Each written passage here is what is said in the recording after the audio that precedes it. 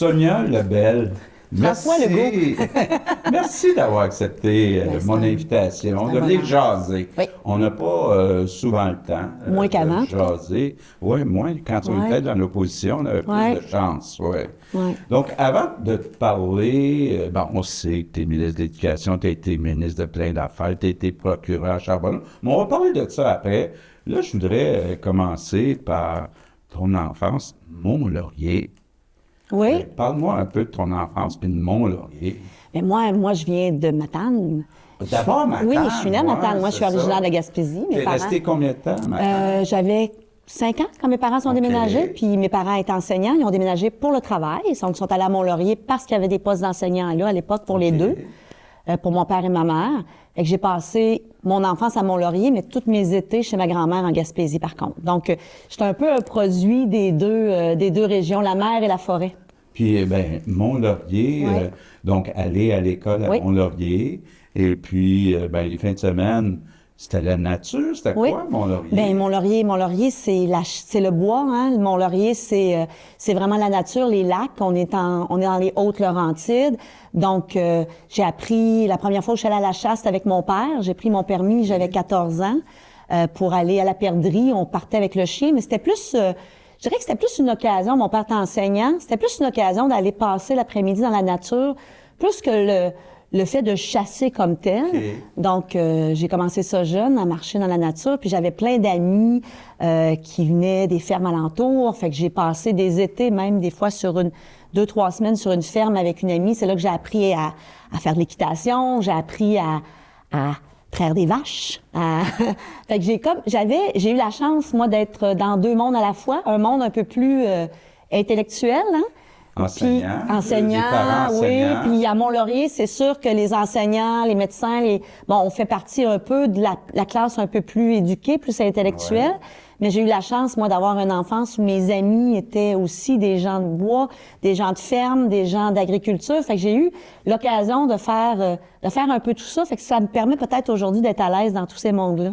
Et de l'apprécier surtout. Oui, parle-moi un petit peu de chasse, là, parce que j'avoue que quand tu m'as parlé de ça, là, ça m'a impressionné d'aller à la chasse à l'orignal ou au chevreuil, découpé en 4. Là. Non, mais écoute, tu m'as conté ça, là. Conte-moi ça un petit peu. Ben, là. Des fois, c'est attention au cœur sensible, mais la chasse, pour moi, c'est naturel. Hein? C'est une façon c'est une façon d'équilibrer la nature. Puis je pense qu'on peut faire ça de façon respectueuse pour la nature.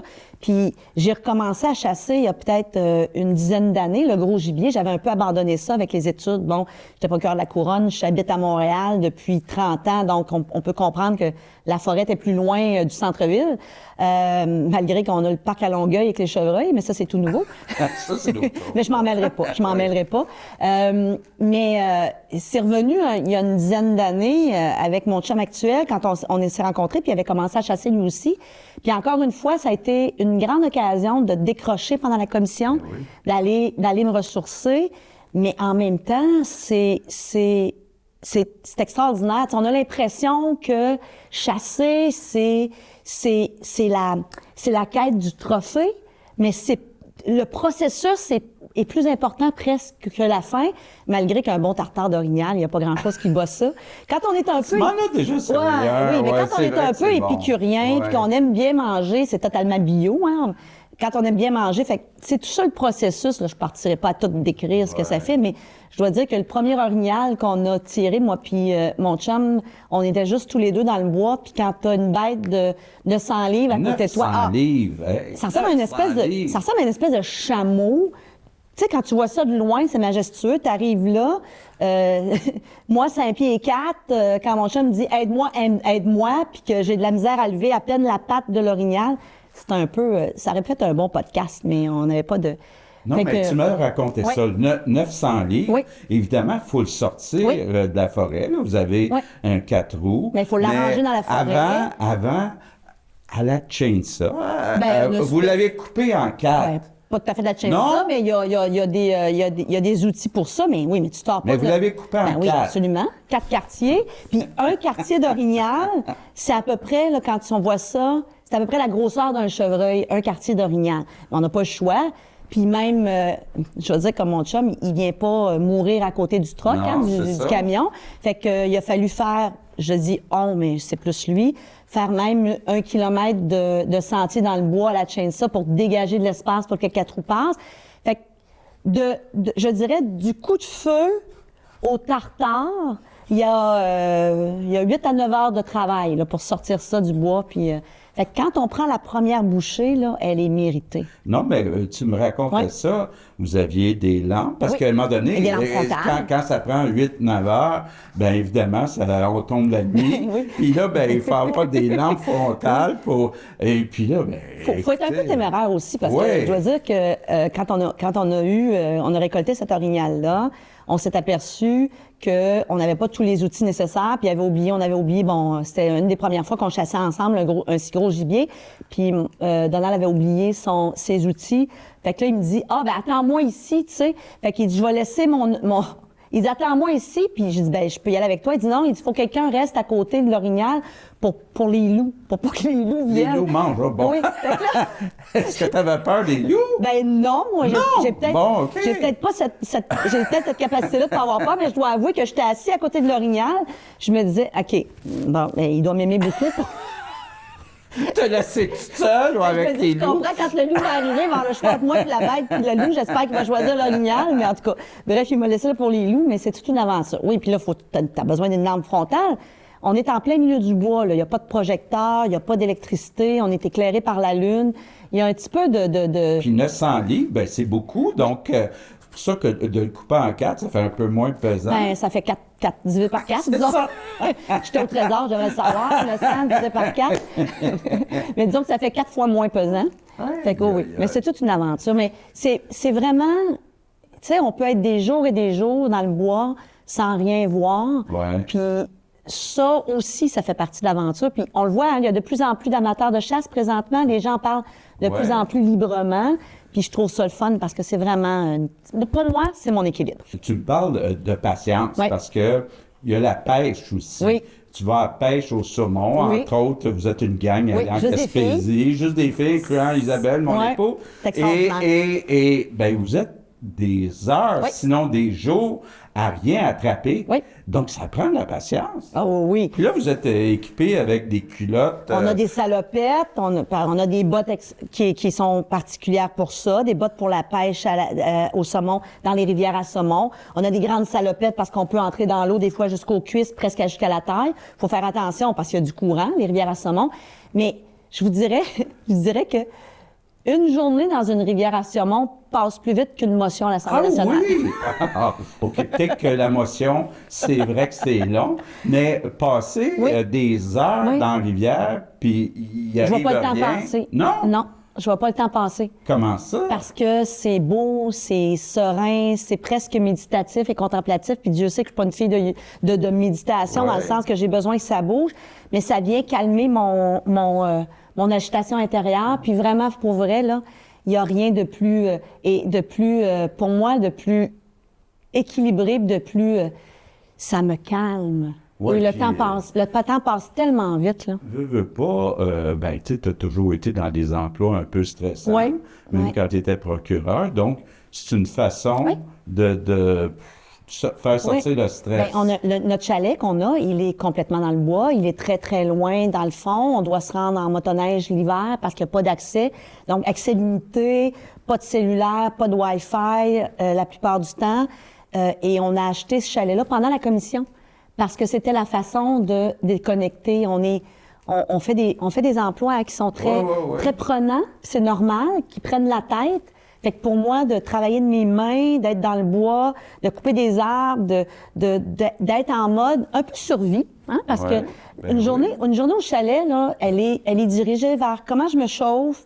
Il faut que j'aie assez de bois pour mettre du bois dans le feu. Si je brûle, faut que je recoupe ce que je brûle. On revient à la base. On revient à l'essentiel, à la base. Qu'est-ce qu'on fait pour souper ce soir? Comment on se nourrit? Est-ce qu'on a apporté assez de choses? Est-ce que la pompe fonctionne pour l'eau? Si elle fonctionne pas, je peux passer 2 heures dans le caveau du chalet à réparer la pompe parce que si on n'a pas d'eau, on fonctionne pas.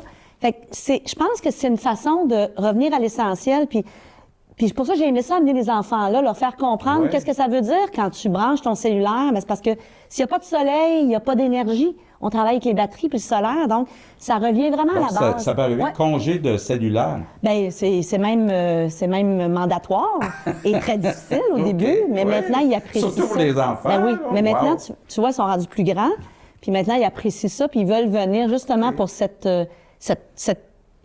notion-là d'être loin de tout, puis en même temps dépendant de sa propre débrouillardise. Il n'y a pas de dépanneur là, si on n'a pas de lait là. Tantôt, tu disais le mot motoneige. Ah, Parce j'adore que- ça. Non, mais j'ai vu des photos de toi, là. Tu sais, t'es en train de réparer, Oui. comment on appelle ça en français, là, la bougie d'allumage.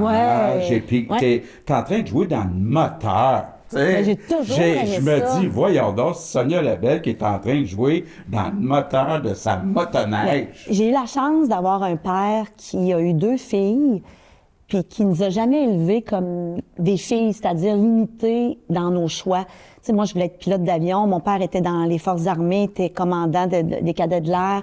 Mon père était dans l'Air Force. Il était pilote. Il a dû arrêter pour d'autres sortes de raisons. Fait que mon père était un autodidacte. C'était un intellectuel qui s'est formé lui-même, qui enseignait, puis qui en même temps pouvait faire la plomberie à la maison. J'étais petite, puis j'étais en dessous du lavabo avec lui pour brancher le lave-vaisselle. J'ai branché mon premier lave-vaisselle quand j'étais allée en appartement. Fait qu'il nous a appris, mon père, puis je fais peut-être un lien avec ce que je fais aujourd'hui, la beauté de l'intellectuel puis de l'éducation, la richesse d'avoir une éducation, mais en même temps, fille, il faut que tu sois capable de te débrouiller dans la vie. Puis je me souviens qu'en secondaire 3, à mon époque, on avait le droit, on pouvait faire des cours d'économie familiale, tu sais, Ouais. aller broder des crayons ou faire des muffins. Ou sinon, l'alternative, Oui, c'était puis à quoi? Mont-Laurier, on a la formation professionnelle, c'est de la mécanique de machinerie OK, lourde, parce OK. qu'on est dans un milieu agricole, Ça, de forestier. c'est gars qui allaient Ben là? oui, mais on avait un cours où on pouvait aller faire de la soudure. Fait que moi, je suis OK. allée faire un cours de mécanique de soudure. Wow. Fait que, puis... Fait que t'es capable de souder Ben aussi, là, ça fait longtemps, là. Je suis pas sûre que ça serait une bonne idée de me laisser avec ça. Mais j'ai toujours aimé ça. Fait que pour moi, oui. Tu sais, changer l'huile de mon véhicule, fait que réparer les motoneiges, c'est moi qui fais ça. Bon, je prends pas de contrat parce que si j'étais payée à l'heure, je ferais pas d'argent. Ça me prend du temps. Quand je défais le carburateur, des fois, il faut que je m'assure que toutes les pièces reviennent. Mais c'est une façon pour moi de vider ma tête. OK. Ouais. Puis Donc, la puis nature... on produit quelque chose à la fin d'une journée. Hein. La différence qu'on a, c'est qu'il y a quelque chose de tangible à la fin de la journée. La motoneige fonctionne ou elle fonctionne pas.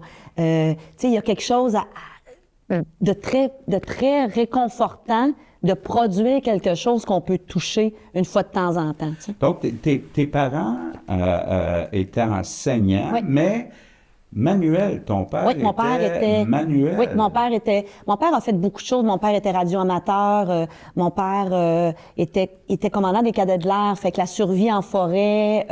Mon père a fait son cours classique au séminaire de Rimouski. Mais puis il avait fait croire à ma Lui, grand-mère. il venait de ce coin-là, Oui, lui, il venait du bas du Bas-Saint-Laurent. fleuve. OK. Oui, du bas du fleuve, du Bas-Saint-Laurent, Ville-des-Gelées, Cabano, OK. dans ce coin-là, Témiscouata. Puis il était le plus vieux de la fratrie chez lui, fait qu'il avait fait croire à ma grand-mère qu'il voulait être curé pour être capable d'aller étudier. Parce que sinon, hein, c'était à l'époque. Ouais. Fait que, mais mon père a toujours été quelqu'un d'extrêmement autodidacte. Puis lui, ben, il creusait les passions, puis après ça, il passait à autre chose. Il a fait de la plongée, il a fait beaucoup de choses. Fait que j'ai appris de lui à être très débrouillard, puis que ben, si ça se fait par les autres, ça s'apprend. Ça veut pas dire qu'on a les talents dans tout, là, mais ça veut dire que... Fait qu'il était un peu, en français, un jack of all trades, mais en même temps, l'éducation, tu vas aller à l'université, tu vas aller au cégep, Pour moi, ça a été ancré depuis mon plus jeune âge. Fait que c'était un peu le produit des deux mondes. Puis c'est le fun parce que maintenant, je me sens à l'aise dans tous ces mondes-là de façon... Comment tu arrives au droit? Oh, Tu sais, mon parce Dieu. que, Hey. bon, tu as des parents enseignants, t'es manuel, t'aimes la nature, mais tu te ramasses en droit. Pourquoi en Mais droit? mon Ouais. père qui était à Mont-Laurier, aurait voulu faire son droit. Dans les dernières années de Je dis toujours que je suis le mouton noir de la famille parce que ma sœur est enseignante, mais pas moi. Mais dans le fond, pas tant que ça, parce que mon père, dans les dernières années de sa pratique, il était employé conseil pour le syndicat. Donc, mais ce qu'il faisait, c'est qu'il représentait les enseignants devant les instances où tu n'as pas besoin d'être avocat. Puis, si on n'avait pas été à Mont-Laurier, j'ai appris plus tard que mon père aurait fait son droit. Fait que mon père m'a appris à argumenter. On avait des conversations qui étaient épiques. Quelqu'un serait rentré pendant un souper, aurait pensé qu'on chicane. Il a bien réussi à ce que tu sois capable d'argumenter. J'adore argumenter. Mais moi, pour moi, argumenter, ça descend jamais là. Ça reste là. Fait que je suis capable d'être très passionnée dans mon argumentaire puis serrer la main de mon adversaire après parce que j'adore les jeux argumentaires. Fait qu'il m'a appris ça. Fait que c'est un peu ça. Mais moi, je voulais vraiment être médecin légiste. Moi, c'était quoi ici? Wow! Fait que moi, j'ai fait mes sciences pures au cégep. J'ai fait Ça veut dire que tu étais bonne à l'école. Ben, pour envisager d'aller en médecine, j'avais première de classe. J'avais des bonnes notes en sciences. J'adorais les sciences, les mathématiques, la chimie, la physique. Fait que j'ai fait mes sciences pures au cégep pour m'en aller en médecine. Mais ce qui m'intéressait, c'était la médecine légale. Fait que dans le fond, ce qui m'intéressait vraiment, c'était les sciences judiciaires. Puis, à un moment donné, pendant mon cégep, je pense qu'un enseignant qui trouvait que j'argumentais un peu trop m'a peut-être un peu dirigé vers ça en disant « Tu n'as jamais pensé t'en aller en droit? » Puis, finalement, j'ai décidé de m'en aller en droit, mais vraiment, c'est pour ça que je me suis en allée en droit criminel. C'est ça, il y a plusieurs sortes de droits, mais droit criminel, encore là, c'est spécial, là. Mais pour moi, c'était vraiment ce que je voulais faire. Tu sais, j'écoutais Quincy. Tu te souviens de Quincy? Déjà, il y a bien des gens d'autres générations qui se souviennent pas. Mais Quincy, fait que je voulais être ça, moi. Je voulais résoudre des crimes, puis je voulais me servir des sciences pour le faire. Fait, je l'ai fait autrement, parce que comme procureur de la Couronne, c'est ce que j'ai fait. J'ai fait des dossiers de meurtre devant jury, mais je me servais des sciences judiciaires. Donc, j'ai eu à mettre des preuves d'ADN, des preuves de projection de traces de sang. J'ai travaillé avec le coroner, puis j'ai travaillé avec les médecins légistes. Donc, j'ai fait un peu ce que je voulais faire. T'es pas une peureuse, là. Tu sais, là, on parle d'un orignal de 900 livres, mais là, on parle de faire affaire avec des criminels. Ouais. Mais j'ai jamais eu cette peur-là. Fait que c'est pas... tu sais, avoir du courage, c'est vaincre une peur. Fait que je peux pas dire que je suis courageuse parce que j'ai jamais eu cette peur-là. J'ai un petit côté un peu téméraire, un peu... faire face à l'adversité, ça me dérange pas. Fait que non, j'ai jamais eu cette peur. Criminel, est-ce que tu es quelqu'un qui aime les romans policiers? Oui, j'adore ça. Oui, j'adore ça. Donc, je suis capable de Louise décrocher. Panet ou qui dans les romans policiers? Puis là, j'oublie son nom, mais elle était justement Cathy Reich, qui était justement une médecin légiste, puis qui a travaillé au bureau des sciences judiciaires de Montréal, qui était aussi en Virginie. Fait que tout ça, oui, j'adore ça. C'est rendu populaire. Il y a plein de séries policières à la télévision. Donc, toi, t'étais attirée. Puis là, tu as travaillé proche de criminels. Oui. Quand même. Oui. Pas très proche, plutôt en l'autre bord. Oui, quand même. Quand même. Tu avais à les côtoyer, les interroger. Oui, absolument. Puis pour moi, il y avait une satisfaction d'être capable de faire la démonstration. Puis autant je crois à la présomption d'innocence, autant je crois que ça doit être du côté de l'État, le fardeau, puis que l'État est toujours, pour moi, l'État est toujours soumise à un fardeau plus grand. C'est normal. Hein? L'État a des moyens et puissances, puis c'est normal. Fardeau de la preuve. Oui, mais autant j'avais une satisfaction d'être capable de le démontrer. Oui, j'ai fait ça. Fait que j'ai été dans les premières équipes de printemps 2001 de lutte au crime organisé. J'ai été, mais ça a toujours été la résolution de problèmes, dans le fond, qui m'attirait. Puis, tu te ramasses éventuellement à la commission Charbonneau. Oui, mais ça a un lien. C'est là qu'on t'a connu. C'est quoi le lien? Ça a un lien. France Charbonneau était aussi procureur de la Couronne. Puis France Charbonneau a fait... J'ai suivi un peu les traces de France, je dirais, mais 10 ans derrière elle. Donc, c'était pas une amie, c'est pas quelqu'un que je connaissais. C'est quelqu'un que j'avais croisé dans les bureaux de la Couronne ou dans le Palais de justice de Montréal, que je connaissais comme étant un mentor à la Couronne pour moi. Mais elle a fait comme moi un parcours assez similaire. Donc, j'étais un peu dans ses traces en crime organisé. C'est différent des criminels qui ont fait un meurtre puis de la corruption. Oui, c'est mais différent. la raison pour laquelle elle est venue nous chercher à l'époque, moi et Denis, c'était pour la portion, tu te souviendras, du mandat qui était l'infiltration du crime organisé dans l'économie. Donc, on a donc, il y avait le crime organisé proche de la politique. Là. Oui, notre expertise était pas nécessairement les donations politiques. C'était plus la question de l'infiltration du crime organisé dans l'économie, les compagnies de construction, les syndicats qui sont infiltrés par le crime organisé, etc., parce qu'il y a beaucoup d'argent à faire là, puis c'est facile de compenser. Donc, elle est venue nous chercher pour ça, mais naturellement, la deuxième aussi qualité d'un procureur de la Couronne, c'est qu'on n'a aucune attache politique. Hein. Nous, par définition, notre loi, on peut pas avoir de carte de membre. Donc, moi, j'étais pas membre ni de la CAQ, ni de la DQ, ni du PQ, ni du PLQ. J'ai jamais été membre d'un parti politique. Je veux dire, j'ai une coche au-dessus d'un prisonnier, même pas, j'ai le droit de vote, c'est à peu près tout.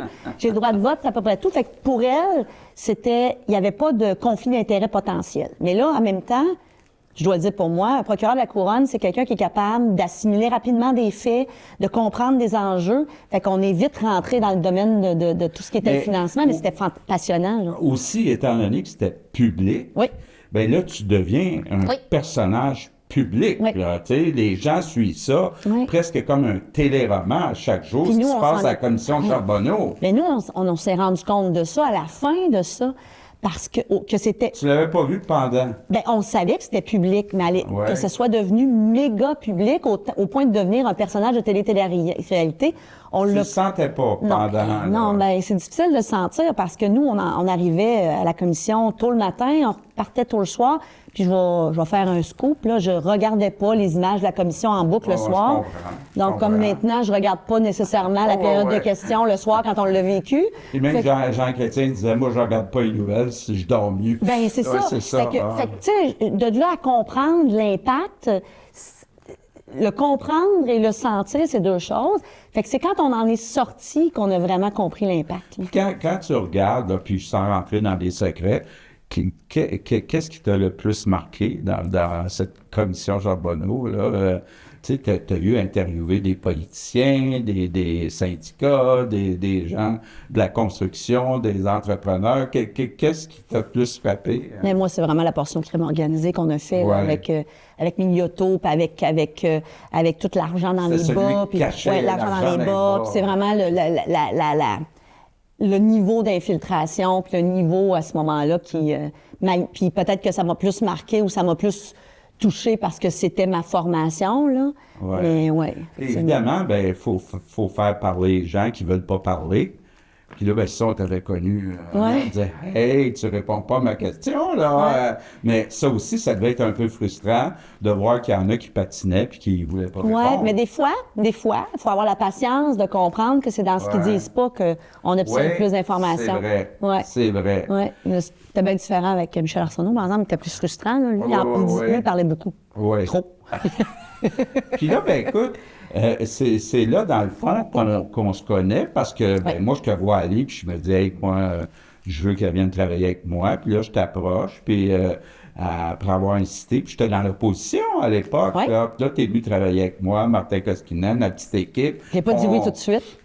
Qui? J'ai pas dit oui tout de suite. Toi, t'as pas dit oui. Je pense que tu disais, lui, il a pas dit oui. J'étais pour dire, hey, oui, j'espère que Martin a dit oui, parce que on voulait toi et deux t'avoir, mais t'as pas dit oui tout de suite. Puis t'as dit, bon, on va peut-être essayer. Et puis, ben, c'était le fun parce que là, on se voyait plus à tous les jours. Là, ce qui est moins le cas, là, quand ça a l'air de rien, mais quand t'es ministre, t'es à ton ministère, puis bon, on se croise. J'avoue que ça me manque ça un peu, par exemple. Moi aussi. Mais, à part moi, là, pourquoi tu as finalement dit oui à la politique? Qu'est-ce qui t'a attiré en politique? Bien, pour moi, c'était une autre façon, un autre moyen de continuer à faire ce que j'avais toujours fait, c'est-à-dire travailler pour l'intérêt des gens. Puis c'est sûr que là, je suis rendue à l'éducation, puis je passais par le Trésor, mais c'est sûr qu'au départ, mon ministère de cœur était la justice, on se comprend, puis c'est ce que j'allais dire vous encore une fois. Ben non, mais tu me dis dessus. Oui, je dis. Mais c'est ce que j'ai eu la chance, puis que le privilège d'avoir de ta part. Mais pour moi, c'était une autre façon de continuer de faire avancer de travailler pour la société oui, de faire avancer. au point de vue justice. Oui, exactement. Ouais. OK. Oui, exactement. C'est ce qui m'a séduit. Puis le fait d'aller travailler avec toi puis toute l'équipe, bien, j'ai appris à connaître des gens, puis j'ai vu à quel point c'était une équipe solide, là. Tu sais, les Martin, l'équipe des 20 députés qui étaient là à l'époque, qui étaient encore là quand on a parti en 2018. La plupart sont encore là aujourd'hui encore. Fait que pour moi, c'est des gens dévoués. J'ai vu la passion. Tu sais, ce qui est un peu plate, c'est que la commission avait un mandat de montrer les malversations. Fait que c'est sûr qu'on a mis de l'avant les choses qui étaient pas drôles, mais c'était le mandat. Mais à l'inverse, j'ai eu la chance de rencontrer dans mes rencontres pour la commission, dans les témoins que j'ai vus, des gens, le beau côté de la politique, des gens passionnés. Fait que moi, j'étais pas du tout cynique après la commission. OK. C'était plus difficile pour moi parce que j'ai fait 30 ans à la couronne où je pouvais pas m'impliquer politiquement. Fait que c'était plus ça qui était difficile pour moi, de dire comment je vais faire pour devenir politicienne alors que j'ai toujours eu une réserve, un devoir de réserve. Fait que c'était plus personnel dans ma transition. Quand tu dis, ben, écoute, je voulais continuer de faire avancer des dossiers, il y en a-tu certains en particulier? Y a-tu certains sujets en particulier? Les victimes, Les victimes. On a fait beaucoup au début, on a continué à faire, puis Simon a pris le flambeau avec brio. Mais on se souviendra du comité transpartisan que j'ai mis en place avec les gens de l'opposition, puis toutes des femmes, qui a mené au tribunal spécialisé.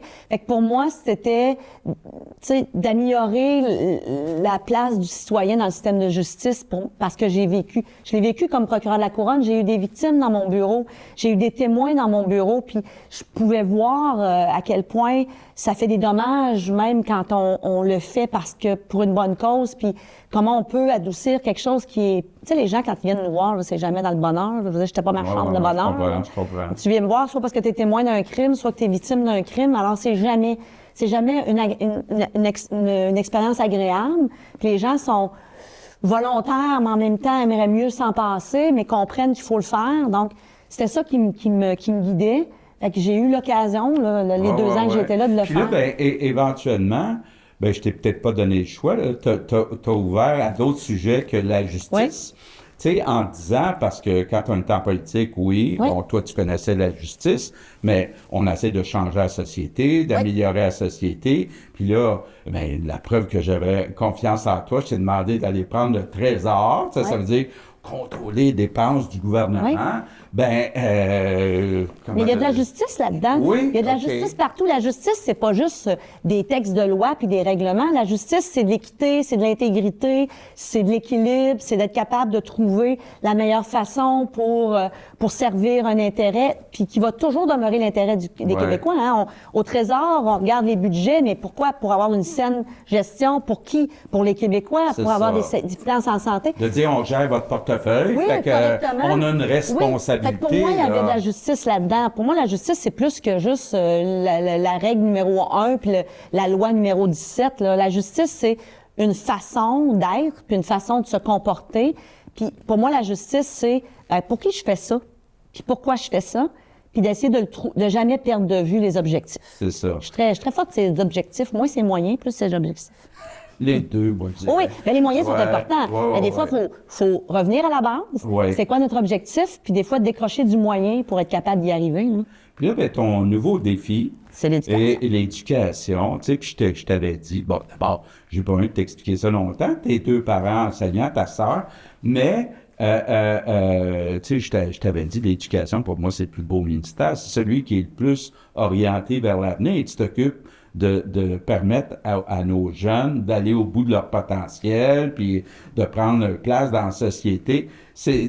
Comment tu vois ça, là, tes derniers mois en éducation? T'es-tu donné des objectifs des priorités? Là où je suis entièrement d'accord avec toi, pour moi, l'éducation, c'est la plus belle mission du gouvernement. C'est la première mission. La santé est un service important qu'on doit donner à la population, mais comme mission, pour faire grandir une société, c'est l'éducation, hein. Puis donner une chance à tous nos jeunes de pouvoir développer leur plein potentiel. Il n'y a pas plus bel objectif que ça. Fait que c'est sûr que je le prends avec beaucoup d'humilité parce que c'est important. C'est un peu lourd à porter dans le sens où je je saisis très bien toute la profondeur de cette mission-là, puis l'importance de cette mission-là. En toute transparence, j'étais un peu déstabilisée, pas par ma capacité, mais en me disant, il me reste peu de temps. Ouais. C'est pas... Puis je le dis en toute transparence, je suis une personne qui aime plonger totalement. Puis là, je me disais, OK, comment je suis capable de faire bouger l'aiguille de cet important ministère-là dans le peu de temps qui me reste, ou qui m'est imparti, mais qui est un temps précieux. Puis je le dénigre pas du tout. Là, je suis très... Mais j'avoue qu'au départ, c'était plus comme, OK, comment y arriver? Puis c'est une mission qui est importante, puis en même temps, il y a beaucoup de monde qui sont impliqués dans ce sens, que tu sois un parent, que tu aies un enfant, que tu sois un grand-père, une grand-mère, un parrain, une marraine, tu aimes les enfants. Tout le monde est préoccupé par l'éducation. Fait qu'il y a beaucoup d'avis, d'opinions. La clé, ça reste les enseignants. Voilà. Tu sais, c'est de dire... Qu'est-ce qui est le plus important pour un élève? Ben, c'est son enseignant. Est-ce que c'est un enseignant passionné? Est-ce que c'est un enseignant... C'est pour ça que puis toute l'équipe école, tout ce qui est autour des enseignants, puis le soutien, puis ça va demeurer pour les enfants, mais c'est pour ça que je me suis dit, OK, qu'est-ce que moi je connais en éducation? Comment je peux me baser sur mon expérience pour être capable d'agir rapidement? Ben, j'ai fait les négociations, donc j'ai quand même une certaine vision. Là, avec le Trésor, j'ai eu l'occasion de plonger dans les négociations des enseignants. Et pour moi, je me disais, OK, qu'est-ce que je fais? C'est essayer de créer un espace pour les enseignants. Si les enseignants sont bien, si les enseignants sont passionnés, les enfants vont nécessairement bénéficier. Moi, ce que je veux, là, c'est créer... Un calme, un apaisement. On a mis beaucoup de choses de l'avant, François. On a fait beaucoup de modifications. On a refait les structures, on a fait les négociations, on a fait, Bernard a fait des choses extraordinaires. Mais maintenant, il faut que le réseau, puis les enseignants, puis l'équipe absorbent tout ça. Fait que moi, je me suis donné comme mission, dans ce qui me reste, dans les mois puis les semaines à venir, à aider à faire atterrir tout ça dans une paix ou une calme relative, puis je pense que ça va aider tout le monde. Est-ce que les enfants qui ont des difficultés d'apprentissage, on le sait aujourd'hui, il y a des enfants autistes, difficultés de se concentrer, en tout cas, toutes sortes de problèmes d'apprentissage. Souvent, ces enfants-là ont le potentiel de réussir, mais si on les aide, puis bon, évidemment, on peut rajouter une deuxième personne, on peut rajouter des orthophonistes, mais c'est quand même là un défi spécial, s'occuper des enfants qui ont des difficultés. C'est quelque chose qui te préoccupe beaucoup? Oui, parce que ma mère, sa spécialité, c'était l'appellation de l'époque, elle enseignait en enfance inadaptée.